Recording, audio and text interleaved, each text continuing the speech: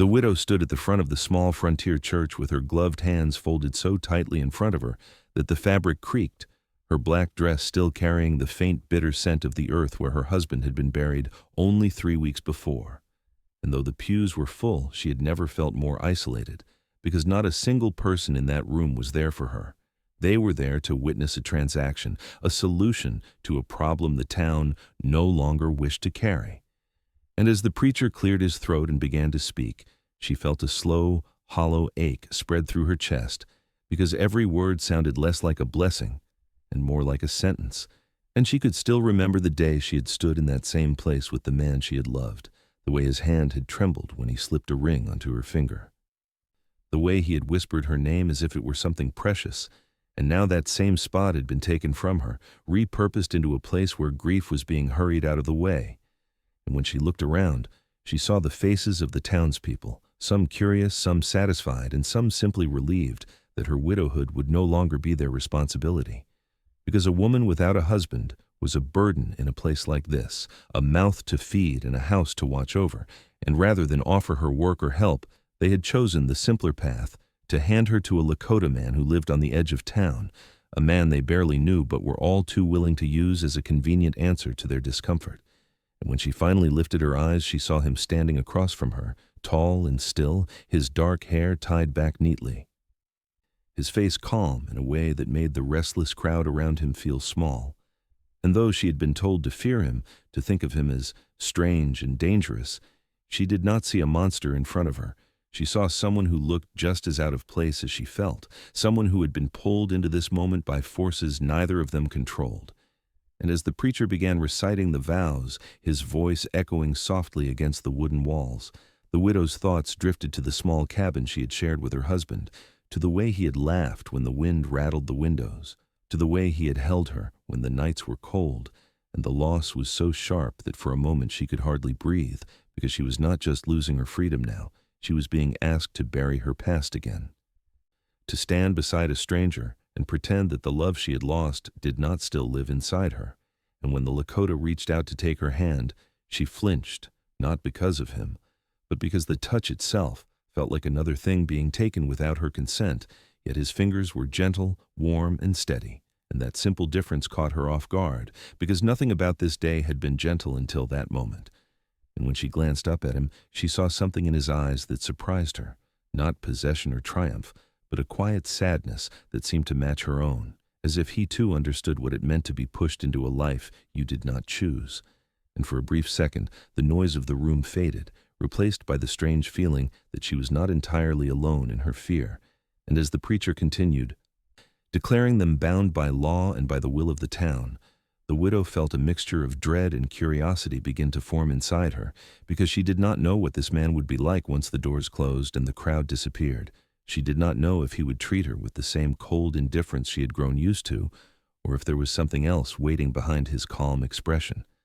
And when the final words were spoken and the townspeople began to stir, she realized that whatever had been planned for this night, whatever expectations and whispers filled the air, they were about to be tested in ways no one in that room could yet imagine. The church emptied fast, like a room that had done its duty and didn't care what happened next, and the widow could feel people's eyes slide off her as soon as the preacher's final blessing ended, because in their minds she had been handled now, placed somewhere out of sight, and the sheriff even offered a tight little nod as if he had completed a chore, while a few women whispered behind gloved hands, glancing at the Lakota with the kind of nervous curiosity that always came from fear dressed up as judgment. And when the widow stepped outside, the cold air hit her face and made her eyes sting, not just from the wind, but from the shock of it all, because only an hour ago she had been a grieving woman with a small rented room above the bakery, and now she was a wife to a man she barely knew, walking beside him down the main street as if it were the most natural thing in the world. And the Lakota did not grip her arm or drag her along the way the town's men might have. He kept a respectful distance, matching her pace, letting her breathe, and that careful restraint made her more uneasy in a different way, because she had braced herself for cruelty, had prepared to survive it, but quiet dignity was harder to interpret, harder to defend against.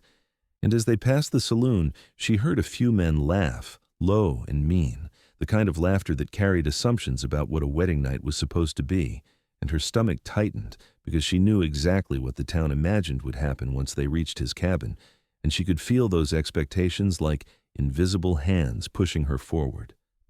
Yet the Lakota kept his gaze ahead, his face unreadable, and when they finally left the main road and took the narrow path toward the edge of town, the noise behind them faded until all she could hear was the crunch of frost under their boots and the soft creak of leather. And in that quiet, she realized she had not asked his name, and he had not asked hers either, as if both of them were waiting to see whether words would help or only make the situation sharper. And when the cabin came into view, small, clean, set back near a line of cottonwoods, she felt her heart begin to race, because this was the threshold she feared most, the moment when the public ceremony ended, and whatever private truth waited behind the door would begin, and the Lakota reached the steps first, pausing as if to give her the chance to stop, to run, to refuse. But she had nowhere to run, and even if she did, the town would drag her back and punish her for embarrassing them. So she climbed the steps with her hands curled into fists and her breath shallow. And when he opened the door, he didn't push her inside. He stepped back and let her enter first, a gesture so simple it caught her off guard again, and the cabin smelled of wood smoke and cedar, not of whiskey or sweat. The interior was sparse but orderly. Blankets folded neatly, a small table, a lantern, a basin of water already set out as if he'd prepared for her arrival with care rather than appetite. And she stood there for a moment, not knowing where to place her hands, where to place her eyes, because fear had taught her to read danger in everything. And then she heard the door close behind them with a soft thud that felt louder than it should have, sealing the world away, and the widow's throat tightened as she turned to face him, expecting the shift, expecting the moment when kindness ended and entitlement began. But instead, the Lakota moved to the table and lit the lamp, the warm glow filling the room. And he spoke quietly in a low, careful English, telling her she could sit by the fire and warm herself, that she could keep her coat on, that she did not have to do anything she did not want to do. And those words hit her like a blow, because she had not realized how badly she had needed to hear them, and the tension in her shoulders trembled, trying to loosen but not trusting itself to. And she managed to whisper, almost angrily, asking why he was saying that, asking what he wanted. Because every kindness she had ever been given had come with a hook in it, and he looked at her for a long moment, his expression steady, then answered simply that he did not want her fear, that the town may have forced this, but he would not.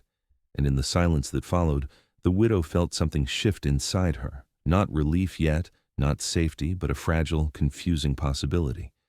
And she realized with a sudden, uneasy clarity that the night the town thought it had planned was already beginning to unravel. The widow remained standing near the hearth long after the fire had begun to warm the room, her coat still wrapped tightly around her body as if it were the last piece of armor she owned, because even though the Lakota had spoken with a gentleness she had not expected, years of being pushed and ordered had taught her that words could change faster than the wind,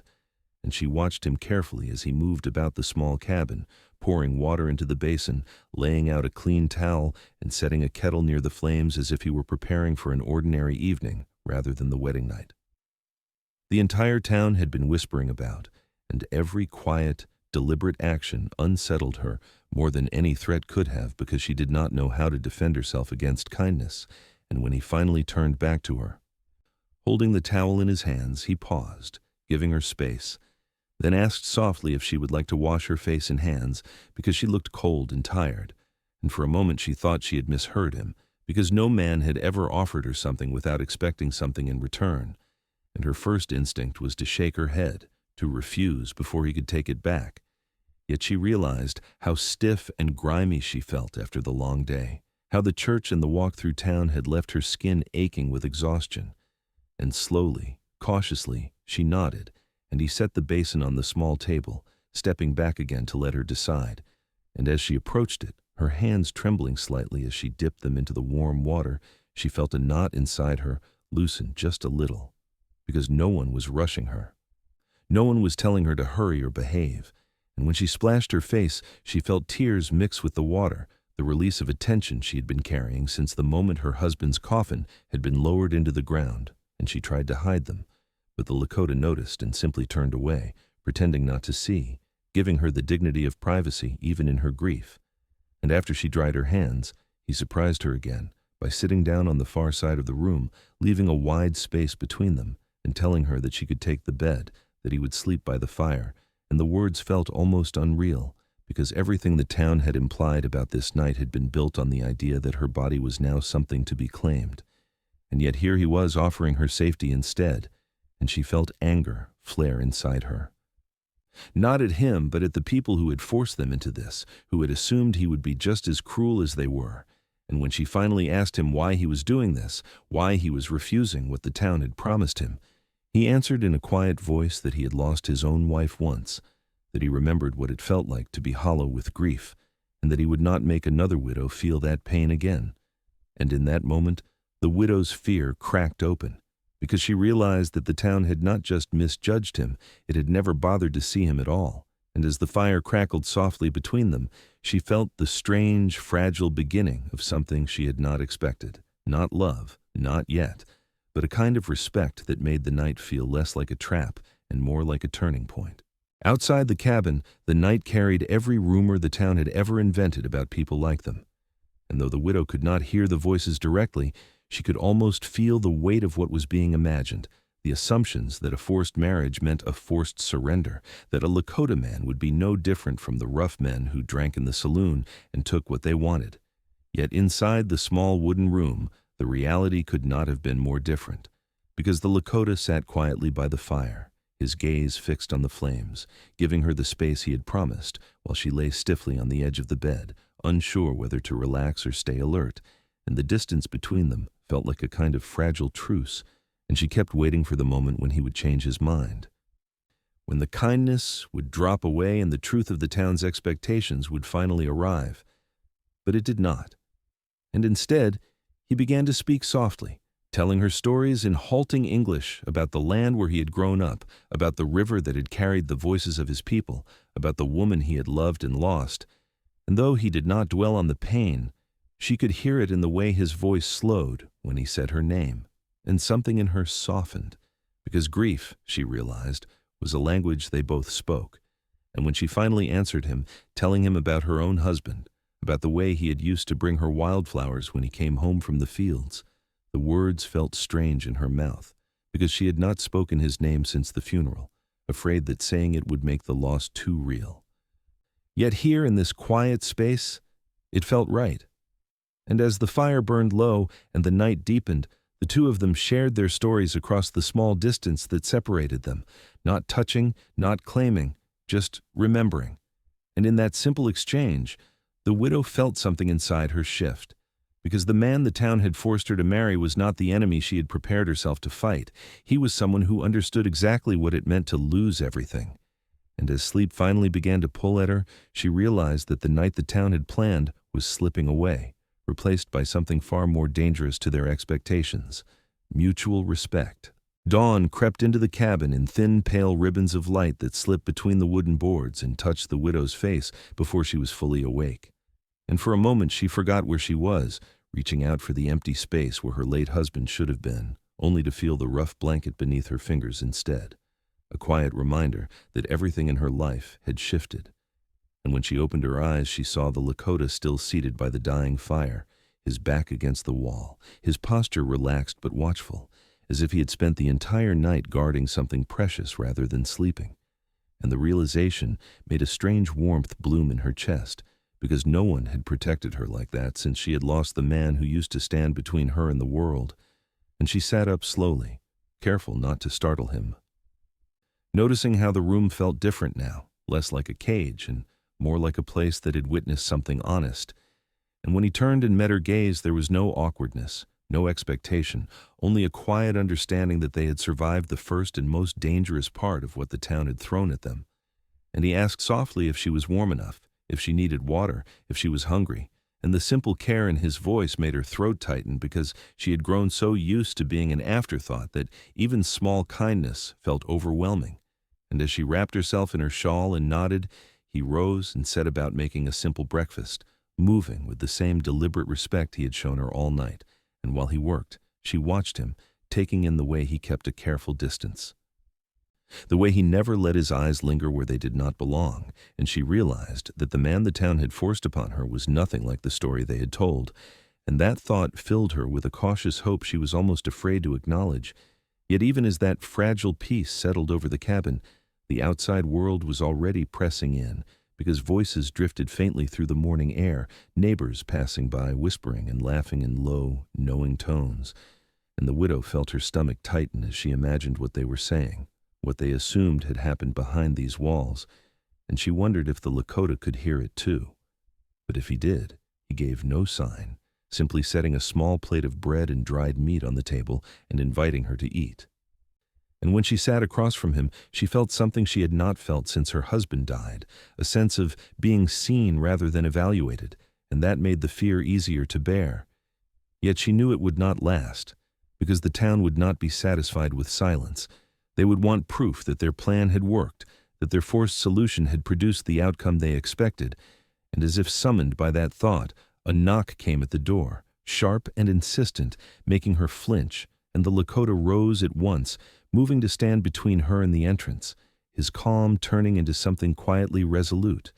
And when he opened the door just enough to look out, the widow could hear the sheriff's voice, casual and curious, asking how the new couple was settling in, asking if everything had gone as it should have.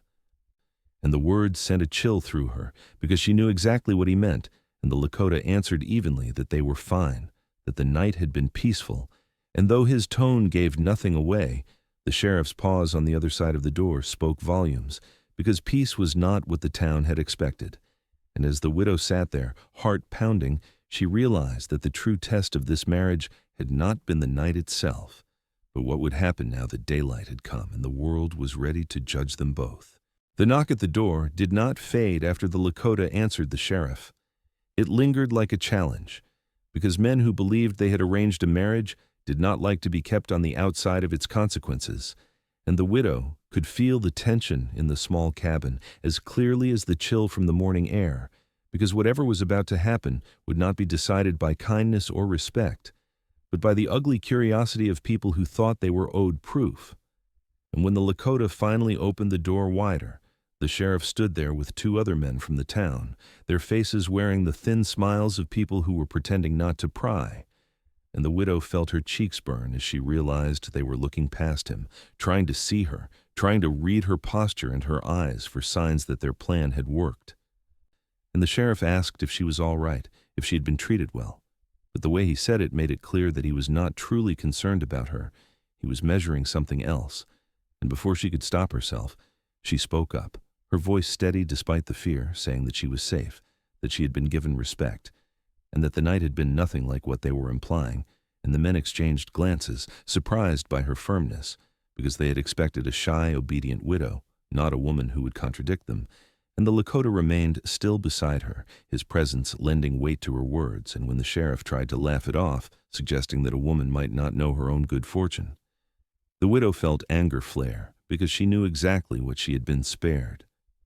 And she told him plainly that whatever arrangement the town had forced upon them, it did not give anyone the right to invade her dignity.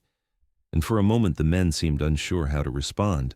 because they were not used to being spoken to that way by a woman who had been treated as a problem only hours before, and when the Lakota quietly added that the town's business had ended at the church door, that what happened inside this cabin was no one else's concern.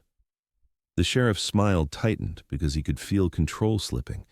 and as the men finally stepped back, muttering about keeping an eye on things, the widow closed the door with shaking hands, realizing that the true battle was only beginning, because the town did not like being denied, and though the night had not gone as planned, the morning was proving that their expectations were far from over. By midday, the rumors were already running through the town faster than the wind, because people had seen the sheriff leave the Lakota's cabin with a sour look on his face, and in a place that lived on gossip, that alone was enough to stir suspicion, and the widow could feel it. In the way glances followed her when she stepped outside to fetch water, the way conversations stopped just a second too late,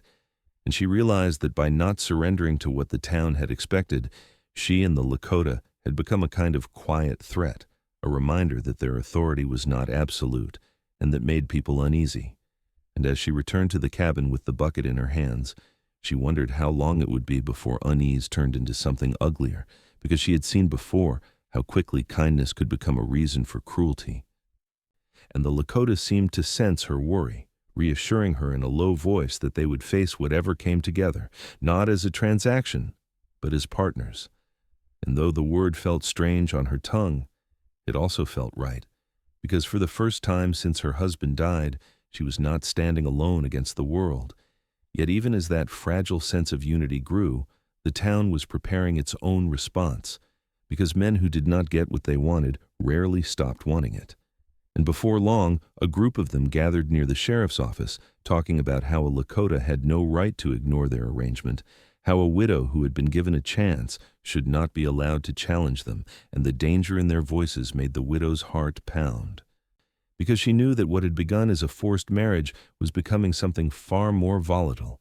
and as the afternoon stretched on, heavy and uncertain, she realized that the true cost of that unexpected night was only beginning to reveal itself. As the sun slid lower in the sky, the air in the small frontier town grew thick with a kind of restless energy that the widow had learned to recognize, because it was the same feeling that had crept through the streets on the day her husband died, when people were not sure what would happen next and fear was quietly sharpening its teeth.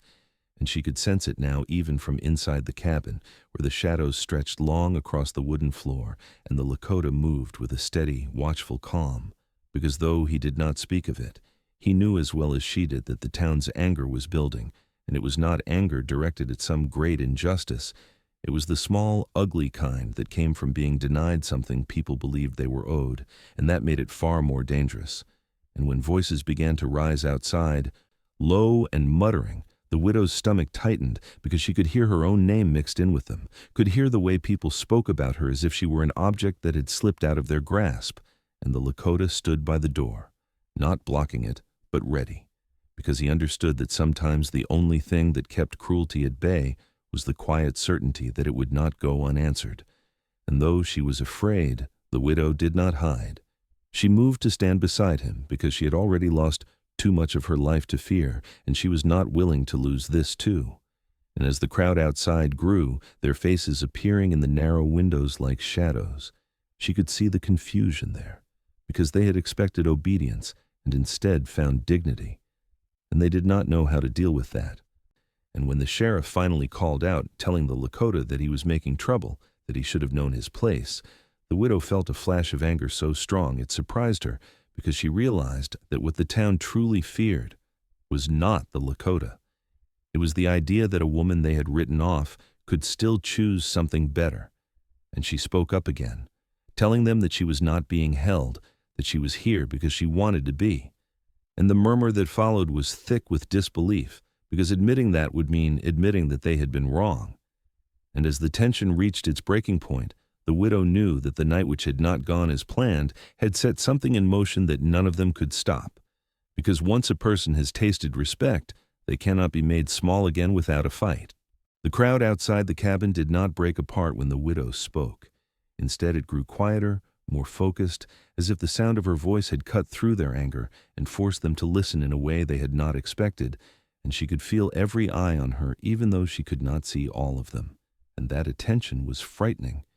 Yet it was also strangely empowering, because for once she was not being talked about. She was being heard, and the Lakota remained at her side, not speaking over her, not taking control, but standing as a quiet, steady presence that made her feel less alone. And when the sheriff stepped forward again, his face tight with frustration, and demanded that she come out so the town could see that everything was in order, the widow felt a surge of anger. Because she realized that what he wanted was not her safety. It was proof that their plan had worked, that she had been tamed and handed over just as they intended, and she told him that she was not an object to be inspected, that she was a person who had been forced into a marriage and had still found dignity in spite of it. And the shock in his eyes was real, because he had never imagined she would speak with such clarity. And around him the people shifted, some uncomfortable, some thoughtful, because hearing the truth out loud made it harder to pretend nothing was wrong. And the Lakota finally spoke as well, his voice calm but firm, telling the town that he had not taken anything from her, that he had offered her choice and respect, and that was something no law could forbid. And as the two of them stood together in the doorway, the widow felt something click into place inside her, because she realized that whatever happened next, she was no longer just a widow being passed around. She was a woman who had claimed her own voice, and that made all the difference. And as the sheriff looked from one to the other, caught between his authority and the truth unfolding in front of him, the crowd waited,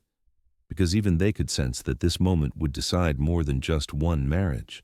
It would decide whether this town would continue to rule by fear or finally admit that kindness could not be controlled. When the tension finally broke, it did not come with shouting or violence, but with something far more unsettling for the town,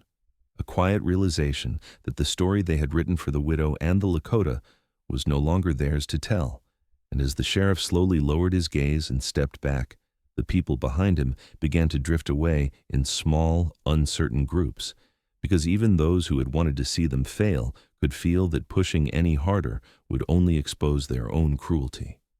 And the widow stood there in the doorway, her heart still pounding, but now it was not just fear she felt, it was a steady, grounded strength, because she had spoken and been believed. And as the last of the crowd disappeared into the fading light, she turned toward the Lakota and let out a shaky breath. Realizing that the night the town had forced on them had become something entirely different, something that had given her back a part of herself she thought she had lost forever. And inside the cabin, the quiet returned, warm and gentle, and for a moment they simply stood there, two people who had been pushed together by injustice and had somehow found respect in the space between. And the Lakota told her that whatever the future held, it would be her choice now, that he would not keep her if she wished to leave. And the sincerity in his voice made her eyes fill with tears, because no one had offered her that freedom before. And she realized then that what he had done that night was not something the town could ever understand, because he had given her dignity when everyone else had tried to take it. And as she looked at him, she felt a quiet warmth grow, not born of obligation or fear, but of something deeper, something that might one day become love. And she smiled softly, knowing that whatever came next, it would be built on something real. And as the fire crackled and the night wrapped gently around the cabin, the widow felt at peace for the first time since her husband's death, because though the world had tried to break her, she had found a way to stand again. Sometimes the most powerful rebellion is not violence, but kindness. And in a town that tried to control a woman's fate, one quiet act of respect changed everything. This is Redemption West, where broken lives find their way back into the light.